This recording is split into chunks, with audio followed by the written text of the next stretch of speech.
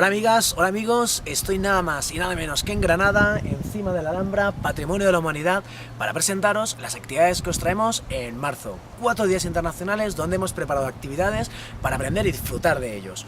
1. Día de la Mujer Trabajadora, un taller de igualdad de género para aprender por qué todavía no vivimos en una sociedad igualitaria, qué es lo que pasa y qué podemos hacer para afrontar esa situación muy interesante.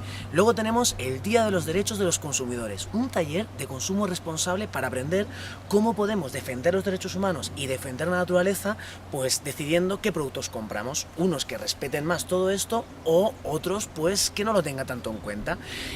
Luego también tenemos el Día Forestal Mundial y aquí estamos rodeados de bosque porque nos encanta, es el Día de los Bosques, así que hemos preparado un taller para aprender por qué son tan importantes y por qué tenemos que protegerlos y qué fauna habita en ellos, que es una cosa muy agradable de descubrir y de jugar con ello. Y luego tenemos un itinerario al Parque Natural del Turia, el corazón de Valencia, para movernos de verdad en medio de un bosque.